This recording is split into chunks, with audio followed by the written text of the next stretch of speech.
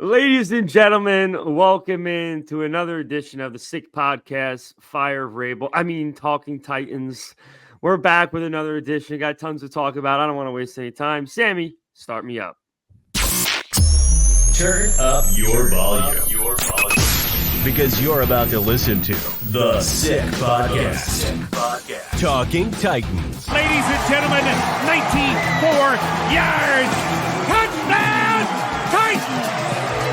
He is the baddest man in the NFL, and he just took her to the house. The sickest Tennessee Titans podcast. Sick! It's gonna be sick. Welcome in, everybody, to another edition of the Sick Podcast, Talking Titans. I'm joined once again by my two counterparts, Jarett and Vin. Vin, you didn't have a proper opportunity to kind of share with the people what your thoughts were. So before we move forward into the current events for this week and this upcoming matchup against the Jags, give us your more formal rendition of what you got to witness live down south. Yeah, so I was there on Sunday, and it was great for one drive, and that was about it. We marched right down the field. I think the first play was like a 15, 20-yard gain to Hopkins. Quick, fast, and in a hurry, we went down there and put up a field goal, which isn't all that surprising, but then that was really it, aside from one other field goal the whole game. It was just ugly top to bottom. I reiterated it time and time again when I was in the car, when I joined you guys live. We have to do everything right by this kid going forward because I fear what we did to Mariota. I'm not comparing Mariota and Levis talent-wise, situation-wise. I think we thought we saw it in Mariota, and we knew had he stayed healthy, knock on wood, which he didn't, and had proper protection, proper weaponry, you know the word I'm looking for, proper weapons around him. Weaponry is the word I was looking for. Sorry. That he could have had a chance, you know. Now we have a kid in Will Levis who definitely looks like he has the goods. I don't even think his biggest haters can deny that his first 3 weeks, you know, he looks like he belongs. You can just a simple eye test. You can tell when someone belongs in the league and when you feel like they could be something special. And I think we have that in him. All that being said, we have to do everything we can to protect them and to surround them with talent and proper coaching. And just we need to do everything we can right by him. And I think that's what successful organizations do. You have to get lucky enough to find one. Then you have to do things to surround the leader of your team with as much talent as possible. That being said, the line was a joke. I worry for his well-being and his health. I'll get into that later, a strategy I think the Titans should do the rest of the year to protect his health a little bit. But yeah, I mean, the defense, listen, I'm not even still that mad at the defense. They had an interception and only let up 20 points. I mean, we didn't get much pressure on Baker, but guess what? I mean, we did cause another fumble that they recovered. So really we forced 2 turnovers and they only let up 20 points, but Jeffrey Simmons said it. You have to score more points, and we're not doing that. You hold, as a defense, if you hold the opposing team to around 20 points, you should be in every game. And this defense doesn't have an offense that's supporting it. It's starting to show. It's starting to wear on our defense. There's going to be a lot of pieces that need to go on that defense as well. Nick Folk finally missed his first kick, so we can't even give him his props anymore. This whole team needs help, but that being said, the silver lining of the season is a handful of players, one of them being Will Levis. Tajay Spears is talented. I think Skaronski's going to be a player. But other than that, I mean, we have a lot of work to do. It was fun to see live. My team, obviously, I think that's the 4th or 5th stadium I think I've been to see them live. I love traveling to see them. It was a great time. It was insanely hot, but, you know, even with that, it was very cool to see them live. But to see your team just completely, just atrocious. You know what I mean? You know when you're watching a game on TV and you're like, Jesus Christ, this is hard to watch. And it's your team. I had no choice because I was there. Like I couldn't, you know what I mean? So top to bottom, it was a fun trip. I love seeing them, but we better hope that we get it right this offseason, because then if we don't get it right in the next offseason or two, it's going to be the days of Jake Locker, Kerry Collins, Rusty Smith, but I think worse. I think we'll be at the bottom of the NFL. if we don't get this right and we mess this up and we ruin this kid like we ruined Mariota. That was my 5-minute piece. So whoever wants to go next, have at it. So I want to kind of be the lightning bolt, the shit stirrer, the bully on the podcast right now today. And I wanted to say you keep saying that we got to surround our quarterbacks. And this is going back to Tannehill, quarterbacks with talent. We have to give them a line. This team has gone way down the hill since the Roger Saffolds, the Taylor Lewans, the Ben Jones. All those guys have been gone. So it's 3 years now that we've been struggling. Our defense has been holding to 20 points for the last couple of years now, steady paced, where we should be able to win football games. It's the offensive problem, the weapons and everything like that. How? Now, we fire Vrabel, right? This is what everybody wants. This is what you guys want. Insert a coach right now on this roster, even in the beginning of the season or even next year, to do what they're doing. And who do you think would do better in Vrabel's spot right now if you guys are hating so much on Vrabel? Vrabel's done it. He's won Coach of the Year already. Oh, no. No. I'm gonna say Jarett. Go. He won with all those players. We have a shit team right now. Oh my God. We have to implement a line in front of this guy. You just said it. We have to surround this guy with talent, and we'll be scoring points.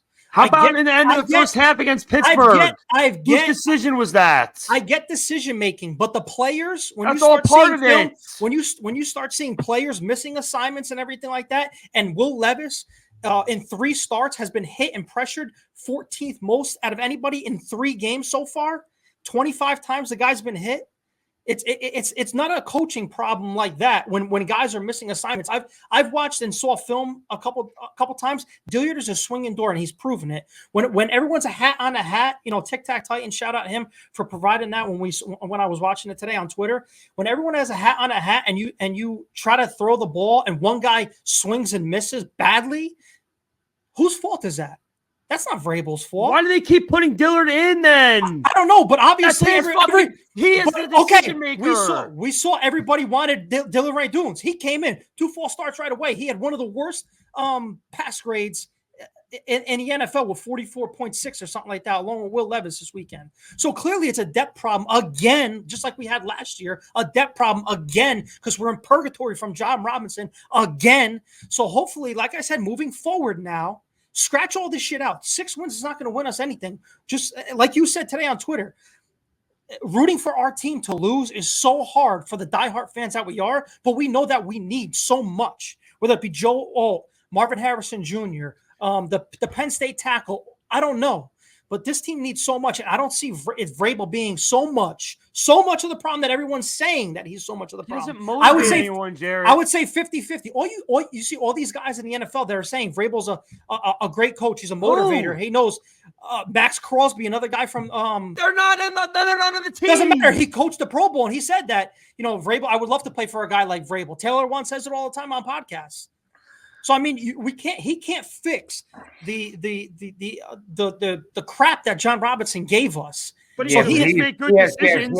He has also taken zero responsibility for the team's inefficiencies the last few years. So along with the lack of success, I think his attitude, the fact that he refuses to acknowledge himself as part of the problem, at least, instead of saying the line was this weekend, though. Instead of saying the line was really bad this week, you know what he said? Well, we dropped 4 or 5 passes. Like, dude, stop picking and choosing who you defend every week and just admit from top to bottom, coaching, playing, the performance all over is shit. He said head coach is the problem too. Yeah, well, it only took him 3 years of this shit, 2 years of Downing, and now 1 year Tim Kelly for him to finally acknowledge that he has to have some sort of power. Is what I'm saying. So like you said, the blocking isn't his fault. This isn't his fault. That isn't his fault. He has some sort of power over different decisions that are made within that organization. He's done nothing to own up to it. He's done nothing to, I think, change it.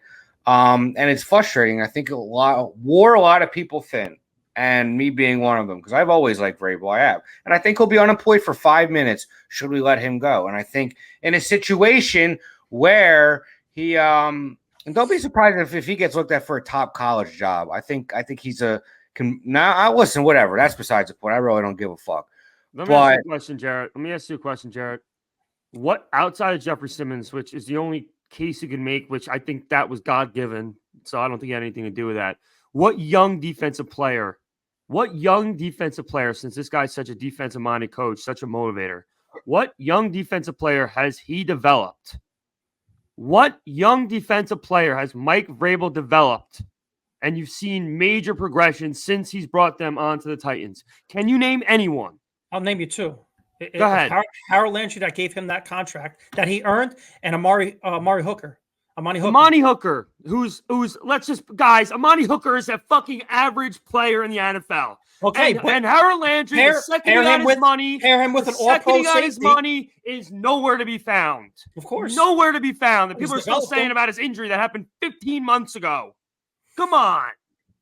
Listen, I think he could be a good head coach on a team where that's ready to compete. That's right there. I don't think he's meant to be on a team. Any coach can do that. I don't think he's meant to be on a team that has to develop young talent. It seems as if he doesn't have the patience for it. His attitude. You got to. You have to develop people in the fucking NFL. I agree with you. Why are you yelling at me? I'm not yelling at you. I'm yelling at the situation because I'm so tired. I understand. I see. Yeah, I see what this fucking. You guys should want better. You guys. I do want better. You're saying that Vrabel's not a problem. He's one of the biggest fucking problems of this organization right now. I said he's half the problem because the problem, then he should still be gone. Well, listen, the people that we have at depth in the what is a huge echo right now? You hear that? Anybody? Sam, did you fix that? It's gone now. Made North Jersey shake right there. Yeah, he made North Jersey shake. The talent on the offensive line alone is just god awful. I mean, that can't be just on the head coach. It's the draft picks too, and the guys that we're bringing in. Clearly, the $30 million. That's why I saw today. The $30 million that we spent on Andre Dillard, a former first-round draft pick, is just god awful. I would put literally any one of us out there at left tackle, and we would do a better job because this guy, the two seasons, the other schmuck, Dennis Daly too. I mean, who's bringing these guys in? Does Vrabel have to say? Because if we don't know. So we're We're being skeptical on who has that say. Was it John Robinson that pulled Dennis Daly in? Did Vrabel say, yeah, I want him? Did he say he wanted Andre Dillard? Was it Rand's guy? We don't know. But whoever's calling the shots is a major problem. But I'm saying Vrabel's a 50-50 problem right now. And a lot of it's the skill players and the depth players that we have on this team. Again, even if he's only 50% of the problem, why wouldn't we want to get rid of 50% of the fucking problem? That's what I need to know. So that's fine. If you don't want to give him more than 50%, which I think, honestly, you might have a point. Maybe 50% is a fair share of the blame to put on Mike Vrabel. But guess what? Even if it's 50%, that's still an egregious amount for your head coach to be contributing to the problems of your team. So he's got to go. We need a coach that motivates. And you know, it wouldn't hurt to have a head coach that calls the plays on one side of the ball, which our guy doesn't do. So, I mean, all you got to do is look around the league. Look at Antonio Pierce, right? Just a little switch. And they played some bad teams. And we don't know if he's going to be a good coach long term. Nobody knows. But I'll tell you one thing. They're having a freaking party in the locker room every single week, and they cannot wait to play for this guy now. Don't get me started on D'Amico Ryan over in Houston. Every single guy on that roster, look at what they're doing. They're in the fucking playoff hunt. They also had a lot of money last year to spend, and they did it well. Got proven guys in there. Now, let me ask you guys a question. Let me turn it over a little bit now. Season's over. We own a top 8 to 7 draft pick, right? Vrabel stays. He's the coach. I love how we're getting fired up. I just love it. I love talking like this. We get a top 7 pick, right? We have the $100 million. He turns it around. We go after Joe Alt. We get somebody else like Keenan Coleman in the draft. We get T. Higgins. We surround this guy with talent. We build a line. We start winning games next year. You know, we start off 7-2, just like the Jaguars, or 7-3 next year. Are you guys happy with Vrabel? Hey, listen, winning cures a lot. I'll give you that. Of course it does. Winning cures a lot. So listen, if he does stick around, that's what he's going to have to do to win back the 50% of the fan base that he has now seemingly lost. More than that. Whatever. You know what I'm saying, though. An overwhelming part of the fan base once he's gone. So if he comes back, which I say is a coin flip at best nowadays, he's going to have to do that. I mean, listen, you never know. Jarett, we could be worse than that. I'm starting to think, and I'll get back to what I wanted to say at the beginning of the podcast, ways to protect Will Levis's longevity is, I hate to say it, I would run Derrick Henry's knees off his run his knees off his leg the rest of the season and let him go in free agency. He's with the second in the league in rushing, but I mean, I don't know. I don't think he's the Derrick Henry of old. I would get every ounce of football we have out of him to protect the next 10 years. Because even if Henry comes back, it's going to be for a year or two. Protect our next 10 years, a.k.a. Will Levis. Go out in free agency. Go get T. Higgins. Or if you're bad enough, get Marvin Harrison Jr. Use the $100 million to protect Will Levis. Look what the Bengals did with Joe Burrow. They were 3-13, something like that, 4-12. They could have drafted a lineman. They ended up with Jamar Chase. The next year, they were a few plays away from winning the Super Bowl. I got it. Turn it around. You could turn it around fast. I think we need to let Derrick Henry play his last bit of football for us, protect Will Levis as much as possible, and hope that we only win 1 or 2 more games and forget the top 8. We're looking at top. I want to pick no later than 5th now, to be honest with you. We're going to have Carolina, Chicago, Arizona might win a few more games with Kyler back. The Giants, we could sneak in that 4-5, and then you're really talking about, getting Yeah, I mean, come on. I mean, that would just be. But let me just get a few things out because I want to dissect a couple things that were said. First of all, about what would happen next if we did turn around. Well, let me ask you a question. If that's going to happen, I need confidence. I need guarantees that when we have all the right pieces in place, he's not going to continue to do things like horrible clock management, not knowing when to use your timeouts, conceding drives in the fucking red zone. Those are all things that are part of this, that are all part of the collective piece of the pie as to why he is not a good or a great football coach.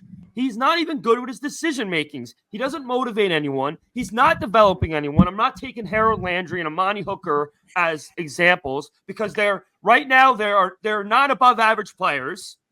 So again, I need you to find me an above average defender that he's developed. He has not. So that's another thing. Now we move on to Derrick Henry. I'm going to be honest with you guys. I don't really think Derrick Henry's lost as much as you guys think. Because if you watch these games, about him. No, not you, Jared. You're right. Yeah. If you watch these games, guys, it's such freaking. Yeah, he's getting hit 3 yards behind the line. Wait, but beyond that, guys, when we're doing these sets with fucking Chris Moore as the only receiver on the outside, of course everyone knows Derrick Henry's getting the ball up the middle. Yeah. Not to mention we have no fucking blocking anyway, so it is a miracle that this guy's second in the league of rushing when our offensive coordinator has no clue what he's doing outside of the scripted plays, and he has no blocking. So I'm sorry, I'm not taking those excuses. I agree. I love Derrick Henry as much as the next guy. I think a team next year was not going to want to pay a running back like Derrick Henry. Let's just say $20 million for 2 years that he might be able to get on the open market. He could get between $7 and $10 million a year. It only takes one team. It only takes one team to pay him that. And if he wants to stay at that price, then sure. But I mean, let's be honest with ourselves. There's a very good chance he's not on this team next year either. Yeah, and it's not going to be his fault. Yeah, it's not his fault. So instead of worrying about the next year or two of maybe having him back on the team, let's look at the next 10 years of Will Levis and his health.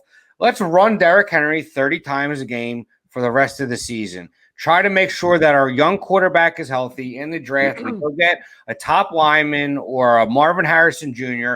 and $100 million in cap space to go reload yourself. So I think that's the plan. That's how I would like to do it. Because if you let this kid drop back 25, 30 times a game, how fucking stupid would we feel if you got fucking hurt? Yes, but you want to protect we haven't had this in forever. I would sacrifice 2 more years of Derrick Henry for the next 10 to 12 years of a franchise quarterback. Yes, but we need better protection. I 100%. That's not going to happen. It's not going to happen. I understand. But my point is, and I will not step away from this point. If we wind up losing another 4 or 5 games and we have a chance, you have to get Marvin Harrison Jr. Oh, yeah, for sure. 100%. I know Ott is the real deal. We need 100%. We need a Hall of Famer day one. And this guy, all signs are pointing, he can't miss. You can't miss with him. It doesn't hurt that his dad killed us for 20 fucking years. That doesn't hurt either. We need someone who is going to change everything with this franchise. And as much as protection is in dire need, probably more this year than last year, I'd rather address that in free agency, use some of that money with proven guys, and get a freaking child Hall of Famer that will be on the Titans for the next decade. You'll have them on the lower end for the first 5 years, and then you send them a boatload of money. You keep them there until the wheels fall off. No more. Listen, Skoronski could be a Hall of Famer. I hope he is. Some guys in the draft, offensive linemen, could be Hall of Famers. I wouldn't doubt it. But we fucked up with A.J. Brown. We're in the worst position we've ever been in. We got a new stadium coming in. If this team loses a lot more games and we're in those top 5 picks, top 10 picks, you need Marvin Harrison Jr. on the Titans. No freaking brainer. End of story, period. There's a lot. There's besides Marvin Harrison Jr., there's a lot of wide receivers deep in this draft. I don't care. Vin, you say it all the time. I understand we have a stadium coming up, a nice new stadium coming up in 2027, and a Harrison Jr. jersey would put ass in the seats and everything like that. Vin, you always talk about you got to build the line, protect your quarterback, build the defensive line, a ton of pressures. Guys, this is the first time ever with the draft class that's coming out, and I've looked after this podcast, look at what's available in free agency for offensive linemen next year. Okay, yeah, it's very thin. I am sick and tired of our quarterbacks getting killed with no protection for us to can't even throw the ball. I hate Traylon Burks. Trust me, I would want Marvin Harrison Jr. on the team. I hate that we traded A.J. Brown. You're talking about generational talents for years to come. We had it. We screwed up with that trade. But now trade Vrabel for a first-round pick and get Marvin Harrison in the first pick and get an offensive lineman with the second first-round pick. If that's the case, listen, problem solved. That is the problem solved. But this is the first time ever. If we have a top 5 pick, I don't know what to do with it because we desperately need that left tackle. We desperately need that wide receiver. No, we don't. We have a left tackle, but that's okay. No. We just don't put him there. That's fine. But well, either way, we need linemen. Yep, we do. We need linemen.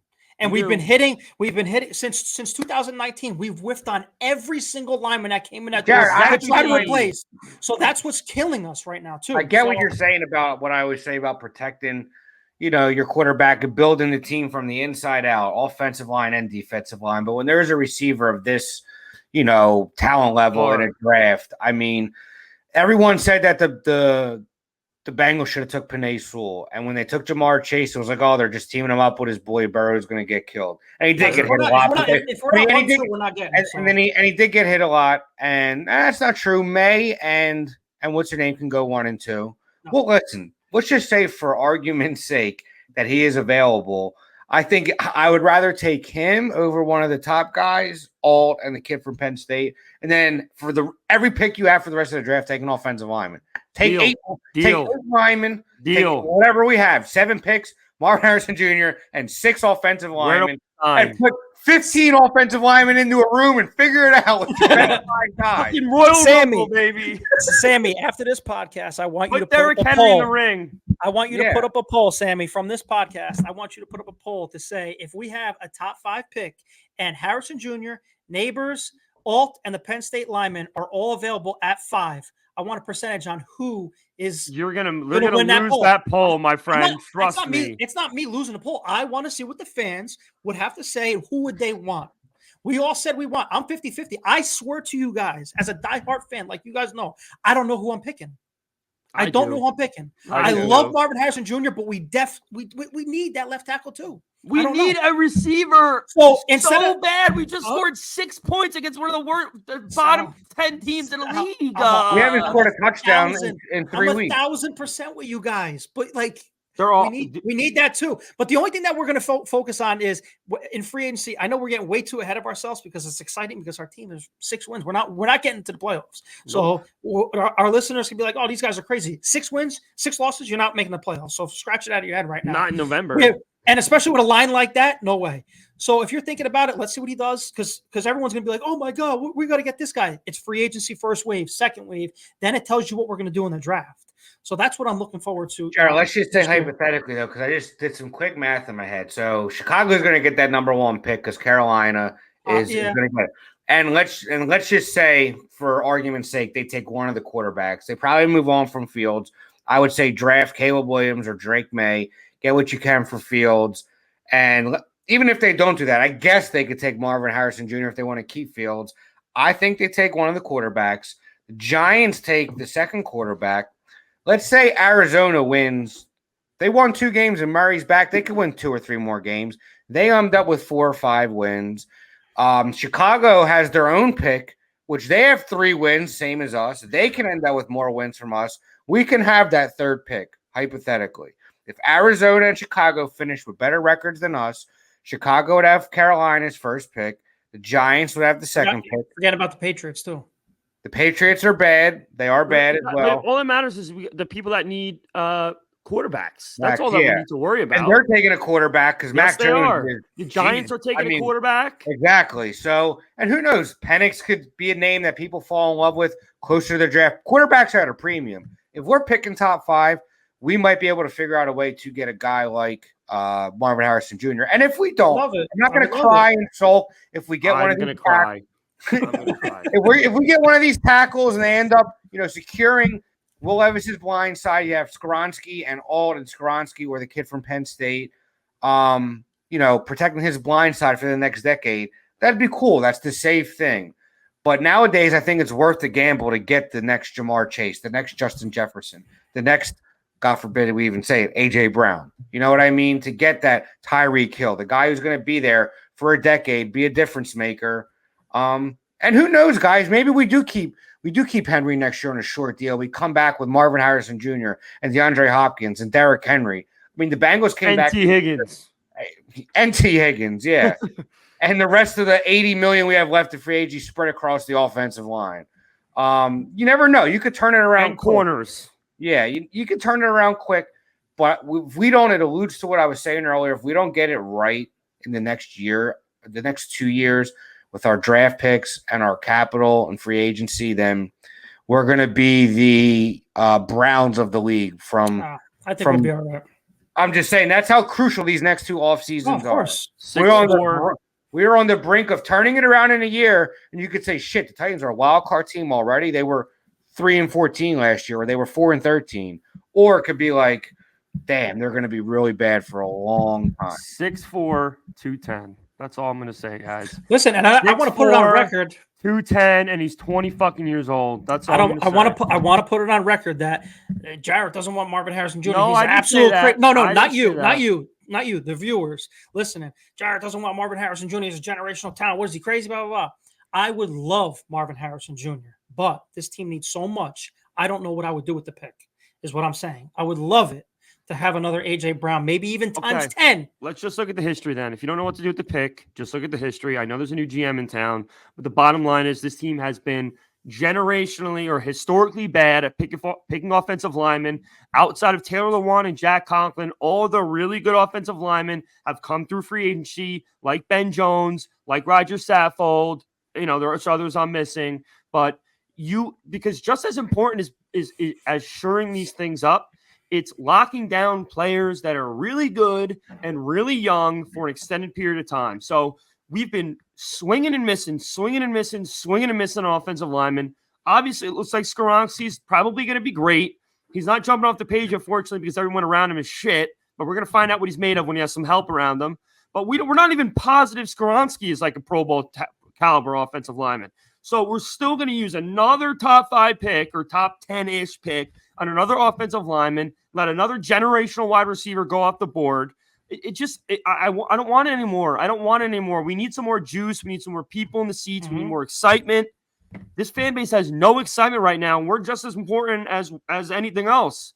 And a guy like Marvin Harrison Jr., especially with the new stadium around. With a new stadium. I mean, let me just paint you guys a picture. And I know some of you are like, no, you can't do it because you're all like Bob Rossi right now. Oh, yeah, right.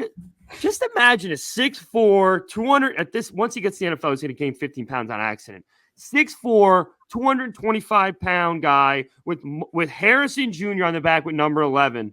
I come on. I mean, going into a new stadium. Look, Vinny's smirking already. He can't even contain himself. I said Marvin Harrison Jr. first. I mean, I don't know if you said it before I came on live Sunday, but what did I say? Is one of the first things I said. As inebriated as I was, I said that Marvin, you're bad enough this year. The silver lining could be Marvin Harrison Jr. So there's a ton of talent too in this draft too. I mean, I know this ain't even a draft. This ain't even an end of the year little podcast. But I mean, we know the writing's on the wall with 6 losses. So I mean, and going into Jacksonville, it'll be the most Titan thing to do. Like you always say, Vin, to go into Jacksonville division game and win in Jacksonville. I mean, Trevor Lawrence has 9 touchdowns and 6 interceptions, so he's not playing great either. But who knows? I mean, it's crazy to think this.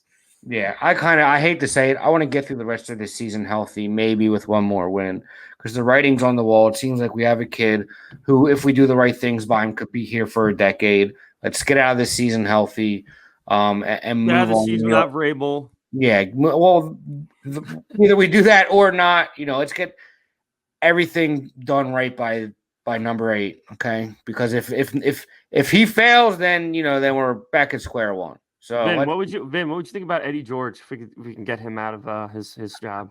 I mentioned it to my dad. He was like, I don't think so, but nah, I mean, I think he's got too many things going on with the college thing. He does some Broadway acting as well. I think he needs some. Well, our head coach can't do any fucking Broadway acting. Yeah. That's ridiculous. Listen, of course we'd all be excited, and you never know. I mean, ex-players can become coaches and do well. Vrabel being a prime example. Antonio Pierce looks like he's could be a good head coach. Dan Campbell played in the league. So I think it's possible. I don't think it could happen. But if you want to talk about excitement, him as your coach, who we grew up watching, he played against the Colts all them years with Marvin Harrison Jr. on his team with that new stadium in 3 years. Talk about a fucking selling point. What about another guy, too, that I just thought about now, and then we have to wrap up. I don't know if he's a good enough football mind, but how freaking terrifying would Javon Curse be with a headset on? You want to talk about a frightening guy as a coach? I agree. Hey, maybe we could put him on that training staff or just somebody. Yeah, that's all. Just start him as a defensive ends coach. Yeah. After we fire Vrabel, you make him the interim. Every player on the freaking team is going to be excited. They'll start smoking cigars. It'll be great. Yeah, and the rest of the world is going to be sunshines and rainbows, and it'll all be okay. I mean, we're in the twilight zone anyway, so why don't we just start dreaming? We'll start dipping the Kool-Aid. Javon Curse as head coach. Marvin Harrison Jr. as the freaking best receiver on our team. What else can we? Will Levis. Will Levis is the greatest quarterback to ever play football. Marvin Harrison Jr. and Will Levis are going to be Peyton Manning. Yeah, we're going to have Marvin Harrison Sr. in Nashville wearing a Titans jersey. I mean, what else could you freaking ask for? It's all right. We'll take the tackle from Penn State and we'll. Yeah, I know. Yeah, and then we'll keep the tackle from Penn State and put him at left guard. That's what we're gonna do. All right. Here we go, guys. We got to wrap up. I got to run to work. So, once again, everyone, thanks for joining in tonight. I'm sure we'll have more to talk about in the coming days. We'll see if anything switches up as far as offensive linemen and whatnot. This team never gives us opportunities to give us content. So make sure you like, comment, share, subscribe, all that fun stuff. Make sure you share the show with your friends. And that's it. We're going to keep on trucking, guys. So I hope everyone has a fantastic rest of their week. And we'll see you in Jacksonville. Sammy, send me out. And that's a wrap. Hope you don't miss us too much until next time. Follow the Sick Podcast Talking Titans on YouTube, Instagram, Facebook, Google Play, and Apple Podcasts.